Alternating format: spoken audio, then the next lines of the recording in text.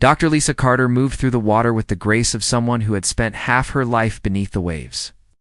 The alien ocean around her glowed with a strange blue light that came from tiny creatures floating in the water. She had been studying the coral formations on planet Kepler-4 for 2b for 3 months now. And each dive still brought new surprises. The water was warm against her diving suit, much warmer than the oceans back on Earth. Strange fish with too many. Fins swam past her, their bodies covered in scales that changed color as they moved. Lisa checked her oxygen meter and noted she had 40 minutes of air left. Plenty of time to finish mapping this section of the reef. She swam deeper, following a ridge of coral that stretched out like an underwater mountain range. The formations here were different from anything she had seen before. They grew in spirals, in curves that seemed almost planned, as if some intelligence had guided their growth. Lisa made notes on her waterproof tablet, documenting each new species and formation. That was when she saw it. Something was moving beneath a large piece of coral that had broken off and fallen to the ocean floor. At first, Lisa thought it might be one of the local fish species trapped under the debris. But as she swam closer, she realized this creature was unlike anything in her research files.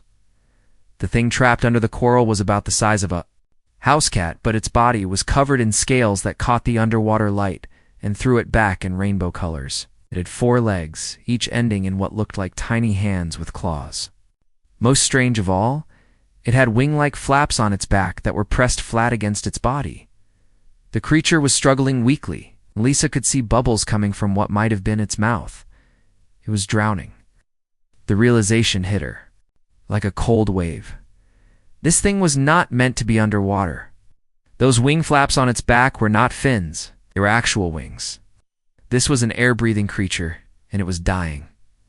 Lisa did not stop to think about protocols or safety procedures. She activated her emergency beacon with one hand while swimming toward the trapped creature with strong strokes. The coral piece that had it pinned was heavy, but not too heavy for someone who had spent years doing underwater rescue work. She grabbed the edge of the coral chunk and pulled. Her muscles strained against the weight, but slowly the coral began to move. The creature underneath looked up at her with large eyes that seemed far too intelligent for any animal she had ever seen. Those eyes held fear, but also something else. Hope.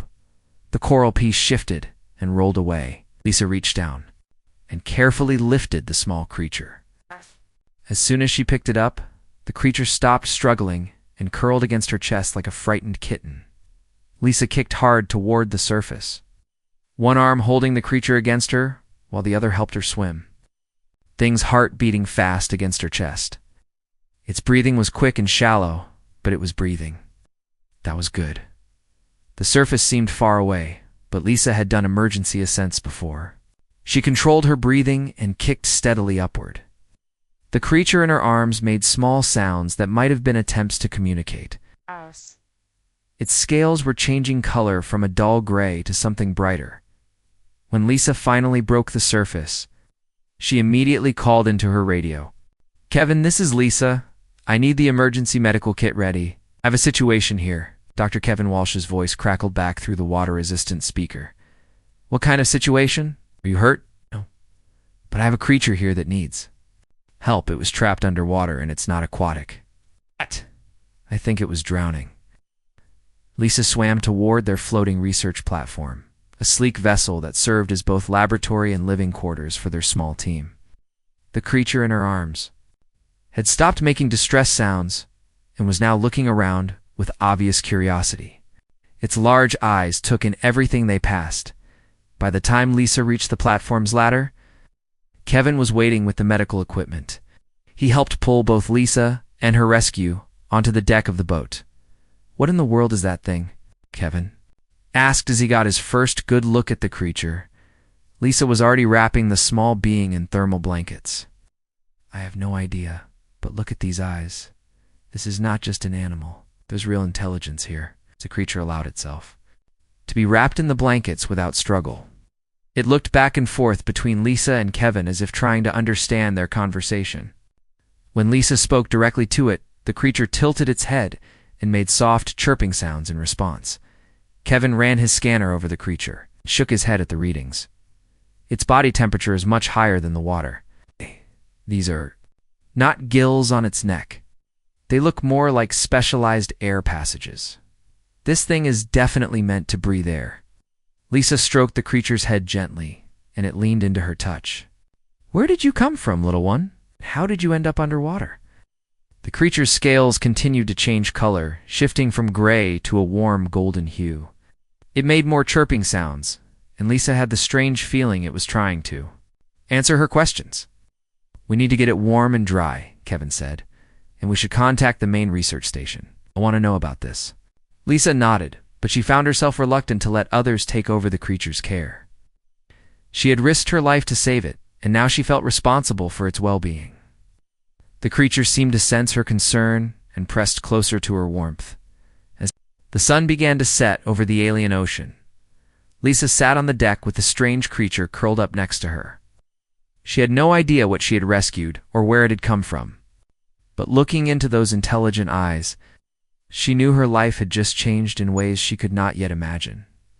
The creature made one more soft sound and closed its eyes. Finally relaxed and safe, Lisa watched over it as night fell, wondering what tomorrow would bring. The next morning brought clear skies and calm seas. But Dr. Kevin Walsh could not shake the feeling that everything had changed. He stood in the research lab watching Lisa interact with the creature she had rescued, and what he saw challenged everything he thought he knew about alien life. The creature had grown during the night. Not much, but enough that Kevin could measure the difference. It was now closer to the size of a small dog rather than a cat. Its scales had settled into a beautiful golden color with hints of blue around the edges. But the most remarkable change was in its behavior. Look at this, Lisa said, holding up a small metal tool. Watch what happens when I show it something new. The creature, which they had started calling Spark because of the tiny electrical charges that sometimes flickered across its scales, looked at the tool with intense focus. It reached out with one small clawed hand and touched the metal carefully. Then it picked up the tool and examined it from different angles, turning it over and over as if trying to understand its purpose. That's not normal animal behavior, Kevin said, making notes on his tablet. It's problem solving. That's curiosity. This thing is studying the tool just like we would study something new. Lisa smiled as Spark handed the tool back to her with what looked like deliberate care. Yesterday I thought I had rescued an animal. Now I'm starting to think I rescued a person. Kevin ran another scan over Spark's body. The readings were even. More unusual than they had been the day before. Its brain activity is incredible. The neural pathways are more complex than anything I've seen outside of human scans. But the structure is completely different. It's like looking at intelligence that evolved along a totally different path.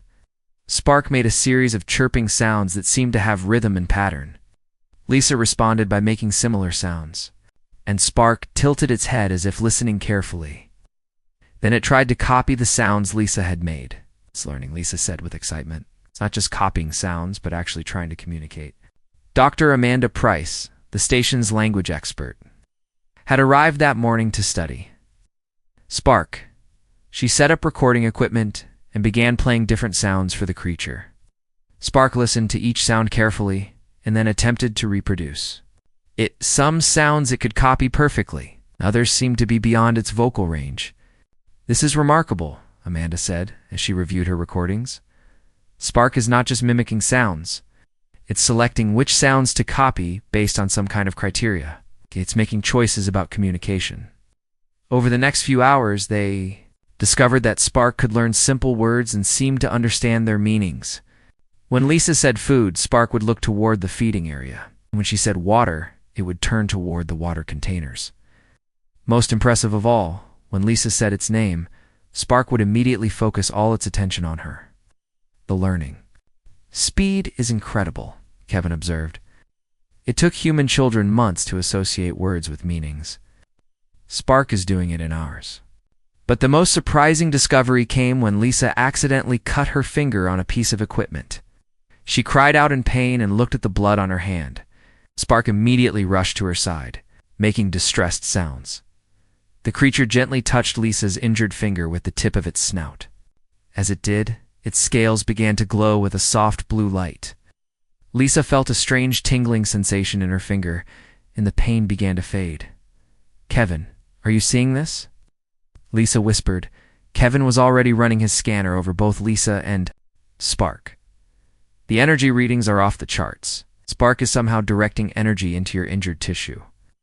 They watched in amazement as the cut on Lisa's finger began to heal at a speed that should have been impossible. Within minutes there was no sign that she had been injured at all. "This changes everything," Amanda said quietly. "We're not just dealing with intelligence. We're dealing with abilities that go far beyond anything we understand." Spark seemed pleased with its success at helping Lisa. It made happy chirping sounds and rubbed against her leg like an affectionate cat.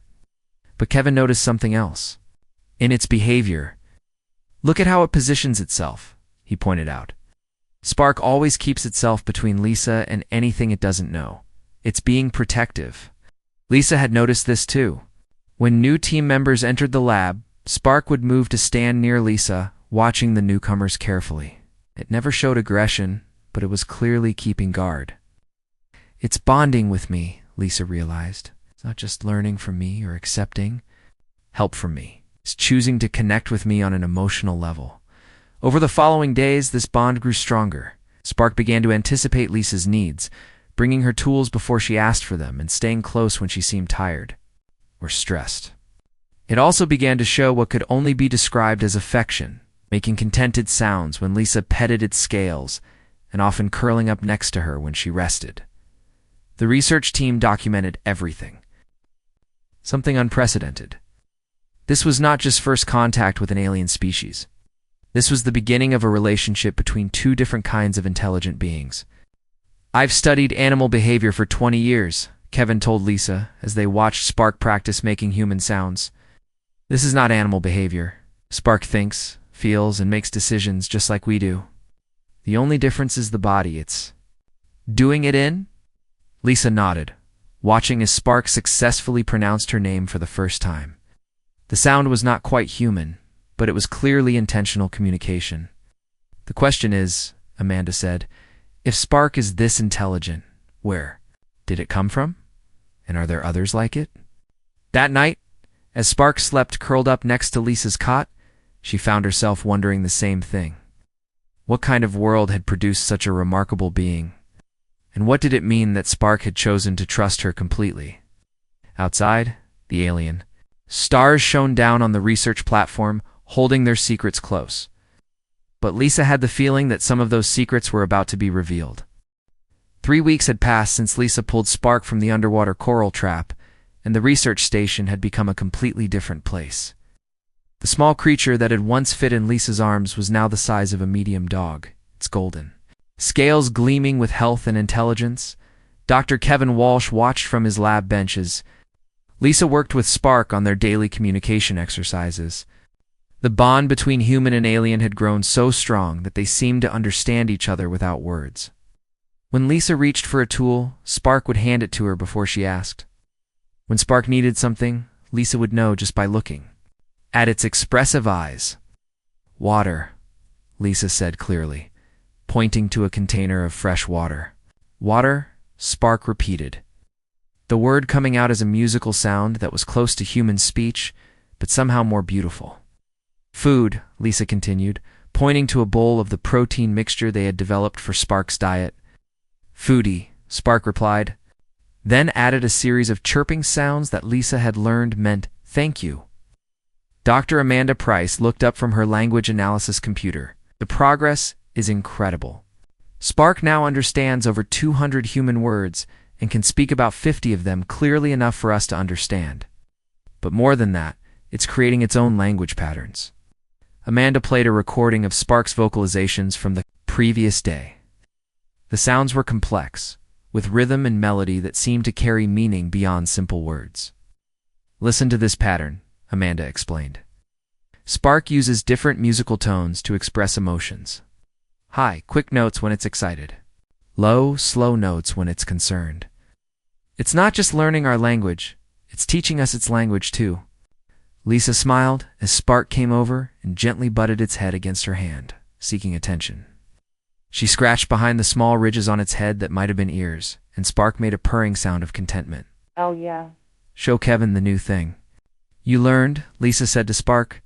Spark walked over to Kevin's workbench where several small objects were scattered. It looked at each object carefully, then began sorting them into groups. Metal objects in one pile, plastic objects in another, and electronic components in a third pile. It's categorizing, Kevin said with amazement. We never taught it to sort things by material type. It figured out that system on its own. But Spark was not finished. It picked up each electronic component and examined it closely. Then it began arranging them in a specific pattern. Kevin recognized the pattern immediately. That's a basic circuit diagram, he said quietly. Spark is showing us how these components would connect together to make a working device. Lisa knelt down next to Spark. You understand how these work, don't you? Spark looked at her and made a series of sounds that they had learned meant yes. Then it touched one of the components with its claw, and a small spark of electricity jumped between its finger and the metal. The electrical ability is getting stronger, Amanda observed. Yesterday's Spark was able to power a small light bulb just by touching it. Kevin had been studying this ability for days, but he still could not explain how Spark generated and controlled electrical energy. The creature seemed to produce electricity in specialized organs under its scales, but the level of control it showed was beyond anything found in Earth animals. The most remarkable demonstration of Spark's abilities came when Dr. Helen Brooks, the station's medical officer, arrived for her weekly check on the team's health. She had been working long hours and looked exhausted. Spark immediately noticed Helen's condition. It approached her slowly, making soft, concerned sounds. When Helen knelt down to pet the creature, Spark gently placed its front paws on her shoulders and looked directly into her eyes. What's it doing? Helen asked Lisa. I'm not sure, Lisa replied, but let it try. Spark always seems to know what people need. Spark's scales began to glow with the same soft blue light they had seen when it healed Lisa's cut. But this time the effect was different.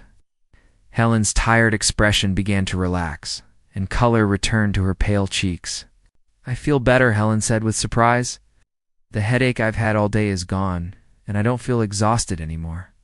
Kevin's scanner confirmed what they could all see. Helen's stress indicators had dropped to normal levels, and her body was showing signs of improved energy and health. Spark is not just healing physical injuries, Kevin realized. It's somehow able to restore overall health and energy. That should be impossible. But for Lisa, the most important changes in Spark were emotional rather than physical. The creature had become protective of her in ways that went beyond simple attachment. When other team members approached Lisa while she was working, Spark would position itself where it could watch both Lisa and the newcomer. If Lisa seemed upset or worried, Spark would stay close to her until she felt better. The protective behavior became most obvious when a supply ship arrived with new team members. As the newcomers toured the research station, Spark stayed right beside Lisa, its scales flickering with patterns of light that Amanda identified as warning signals. It's not being aggressive, Amanda explained to the visitors. It's being protective. Spark has bonded with Lisa as its family, and it wants to make sure she's safe. One of the new researchers, Dr. Paul Chen, was fascinated by Spark's behavior. I've studied animal bonding for years, but this is different. This creature is making conscious decisions about Lisa's safety and well-being. It's showing the kind of loyalty and care that we usually only see between humans. That evening, as Lisa worked late in the lab analyzing water samples, Spark brought her a cup of coffee that it had carefully carried from the kitchen area. The creature had learned Lisa's daily routines and had begun anticipating her needs. You, Spark, Lisa said, accepting the coffee with a smile. Welcome, Spark replied in its musical voice, then settled down beside her workstation to keep her company as Lisa sipped her coffee and continued her work. She realized that her relationship with Spark had become the most important thing in her life. The creature was not just intelligent and helpful. It was a friend, a companion, and something like family all at once. Outside the research station, the alien ocean glowed with its strange blue light, and the stars shone down on a world where two very different species had found a way to understand and care for each other. But neither Lisa nor Spark knew that among those stars, Others were watching and waiting for the right time to make contact. 2 months after Lisa's rescue of Spark, the morning started like any other day at the research station. Dr. Kevin Walsh was checking the daily readings from their equipment when something unusual appeared on his screens. The long-range sensors were picking up an object approaching their location. "Lisa, you need to see this," Kevin called out, his voice tight with concern. Lisa looked up from where she was working with Spark on a new communication exercise. The creature had been restless all morning, pacing around the lab and making sounds she had never heard before. Its scales were flickering with patterns of light that seemed urgent and complex. "What is it?" Lisa asked, moving to look at Kevin's monitor. "There's a ship coming toward us. It's still far away, but it's definitely heading in our direction." Kevin adjusted the sensor settings to get a clearer image. "And Lisa, this is not a human ship." Captain John Miller's voice came over the station's communication system. "All research team members report to the main lab immediately. We have a situation." Lisa looked down at Spark, who was now making a continuous series of musical sounds.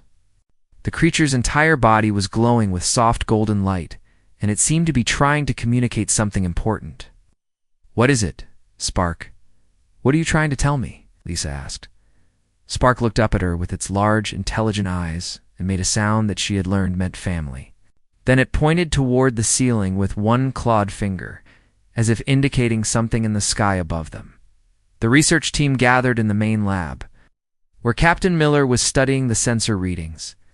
The approaching ship was unlike anything. In their databases, it was huge, easily 10 times the size of their research station, and its shape was organic rather than mechanical. "The hull appears to be covered in some kind of natural armor," Dr. Amanda Price reported as she analyzed the images. "And look at these energy readings. The ship is generating power levels that should be impossible for its size." Dr. Helen Brooks pointed to another part of the display. "There are multiple life signs aboard that vessel. Large life signs. Whatever is flying that ship is much bigger than humans." Through all of this, Spark continued to make its musical sounds and flash its scales with increasingly bright patterns. Lisa realized that the creature was not showing fear or distress. It was showing excitement. "I think Spark knows what's coming," she said to the group. "Look at its behavior. It's not afraid. It's happy." Captain Miller checked his communication. "Equipment. I've been trying to contact the approaching ship for the past hour. They're not responding to any of our standard signals." "Maybe they don't use the same communication methods we do," Amanda suggested. "If this is a truly alien species, they might communicate in ways we haven't thought of." As if responding to Amanda's words, Spark suddenly flew up onto the lab table. The creature had been able to glide short distances for weeks, but this was the first time it had shown true flight ability. It spread its wing membranes wide and began to glow with brilliant golden light. The patterns of light on Spark's scales became more complex, flashing in sequences that clearly carried meaning. The creature was communicating, but not with the humans. It was sending signals toward the approaching ship. "It's talking to them," Lisa said with amazement. "Spark is communicating with whoever is on that ship." Kevin's sensors detected energy transmissions coming from Spark's body. The creature is broadcasting some kind of signal. Patterns. The patterns matched the light displays we're seeing on its scales. 20 minutes later, the alien ship arrived. It was even more impressive up close than it had appeared on the sensors.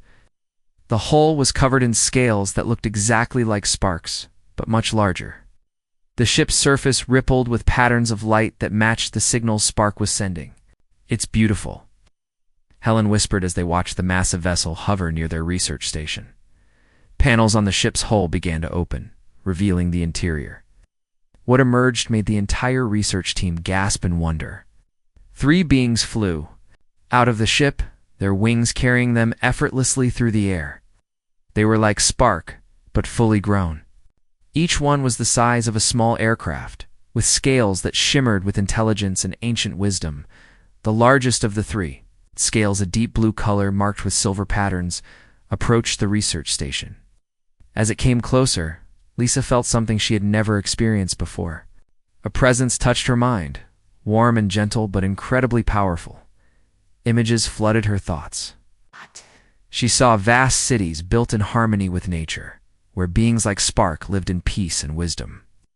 She saw fleets of organic ships traveling between stars, carrying knowledge and help to younger civilizations. She saw the long history of a species that had been watching over this part of the galaxy for thousands of years. Lisa, the presence spoke directly into her mind. You have saved our young one. We are grateful beyond words. Lisa looked at Spark, who was now glowing so brightly that the entire lab was filled with golden light. Spark is your child? Spark is what you call our young one, yes. Spark is also much more now. Through your kindness and care, Spark has learned to bridge the gap between our species and yours. This has never happened before in our long history. The other team members were also receiving mental communications from the alien beings. Kevin learned that the species called themselves the Draconi, and they had been the guardians of this region of space for millennia. Amanda discovered that the light patterns were indeed a language, but one that carried emotion and meaning far beyond simple words. Captain Miller found himself in mental contact with what seemed to be the leader of the Draconi. We have been watching your species as you spread among the stars. We've been waiting to see if humans would prove themselves worthy of contact. And have we? Miller asked. The answer came not in words, but in feelings. Approval, respect, and something like hope filled Miller's mind. Lisa Carter's rescue of our young one has shown us the heart of humanity. You did not hesitate to risk your life for a creature you did not understand. This is the mark of a true guardian species. Lisa felt tears in her eyes as she understood what was happening. The rescue that had seemed like a simple act of compassion had been something much more important. It had been humanity's test, and they had passed. Spark flew over to Lisa and settled on her shoulder, its scales now glowing with contentment. Through their mental connection, Lisa could feel the creature's joy at being reunited with its family, but also its determination to stay with her. What happens now? Lisa asked the Draconi leader. The answer came with images of cooperation, shared knowledge, and adventures among the stars. The universe had just become a much larger place, with humanity no longer alone in their journey through the cosmos. The days following first contact with the Draconi changed everything for the human research team. The massive alien ship remained near their station, its scaled hull glowing softly in the light of the alien sun. Inside the research lab, Lisa sat with Spark and tried to understand the full meaning of what had happened. Azureth, the eldest of the Draconi and Spark's parent, had explained through their mental connection that the rescue had been more than it seemed. The Draconi had been watching human expansion into space for decades, waiting for proof that humanity could be trusted with the knowledge of the greater galactic community. Your species shows promise. Azureth had told the assembled research team through telepathic communication. But we needed to see if humans would help another being without expecting reward. Lisa Carter has proven that humanity has the compassion needed to join the community of guardian species. Captain John Miller still struggled to process the implications. You mean there are other species out there? Other civilizations like yours? Many species, Azureth confirmed. Some are young, like humanity. Others are ancient beyond your understanding. The Draconi serve as protectors and guides for this region of space. We help younger species develop safely and avoid the mistakes that could destroy them. Dr. Kevin Walsh had spent hours studying the Draconi technology with growing amazement. The aliens had shared some of their knowledge freely, showing the humans advances in energy generation, healing techniques, and faster-than-light communication that were centuries ahead of human science. The medical applications alone could save millions of lives, Dr. Helen Brooks said as she reviewed data about Dracone healing abilities. They can cure diseases we haven't even discovered yet, and their regeneration techniques could help people recover from injuries we consider permanent. But the most significant change was in Spark itself. The young Draconi had grown again since the arrival of its family, now nearly the size of a horse. Its abilities had expanded dramatically. It could now generate enough electrical energy to power the entire research station. And its healing powers had become so advanced that it could cure almost any injury or illness. More importantly, Spark had chosen to remain with Lisa despite being reunited with its own kind. Through their growing mental connection, Lisa understood that Spark saw her as family just as much as it saw the other Draconi as family. Spark has formed a bond that is unprecedented in our history, Azureth explained to Lisa during one of their private conversations. In our species, young ones bond with their parents and their community. But Spark has bonded with you across species lines. This creates new possibilities for cooperation between our peoples. Dr. Amanda Price had been working with both Spark and the adult Draconi to develop translation methods that would allow easier communication between humans and the alien species. The project was complicated because Draconi communication included not just words and music, but also light patterns, electrical signals, and direct mental sharing. They don't just talk to each other, Amanda explained to the team. They share thoughts, emotions, and even memories directly. It's like having a conversation where both people can experience exactly what the other person is feeling. The Draconi had proposed something that would change the course of human history. They wanted to establish a formal alliance between their species and humanity, with the research station serving as the first embassy between their peoples. Lisa would serve as the first human ambassador to the Draconi, with Spark as her partner and translator. This is not a responsibility we offer lightly, Azureth told Lisa. As ambassador, you would help guide the relationship between our species. You would learn our knowledge and help decide how that knowledge should be shared with humanity. But you would also help us understand your people better. Lisa felt the weight of the decision. Accepting would mean leaving behind her career as a marine biologist and taking on responsibilities that would affect the future of human civilization. But when she looked at Spark, who was waiting patiently for her answer, she knew what she had to do. I accept, she said simply. Spark saved my life just as much as I saved his. If we can help our species learn to work together, then that's what we should do. The preparations for the new alliance began immediately. The research station would be expanded into a full diplomatic facility, with areas designed for both human and Draconi needs. Other Draconi would come to serve as teachers and advisors, while carefully selected humans would be trained as additional ambassadors. Captain Miller coordinated with Earth Command to explain the situation. The news of alien contact sent shockwaves through human civilization, but the peaceful nature of the Draconi and the obvious benefits of their technology helped ease fears about the new relationship. The Draconi have been protecting this region of space for thousands of years, Miller reported to his superiors. They've prevented several potential disasters that could have affected Earth, including asteroid impacts and solar radiation events. They're not conquerors. They're guardians. As the weeks passed, more Draconi ships arrived, bringing supplies and personnel for the expanded facility. Each ship was a marvel of organic engineering, grown rather than built, powered by the same bioelectrical systems that Spark used. Lisa found herself learning not just about Draconi technology and culture, but about the vast community of species that existed throughout the galaxy. The Draconi showed her images of worlds where different alien races worked together. Sharing knowledge and resources for the benefit of all, humanity will find its place in this community, Azureth assured her. Others lack. Your curiosity, your adaptability, and your capacity for compassion make you valuable allies. One evening, as Lisa stood on the observation deck of the expanded station, she watched the sunset paint the alien ocean in brilliant colors. Spark sat beside her, its scales reflecting the light in patterns that had become as familiar to her as human expressions. "Did you know?" she asked Spark through their mental connection.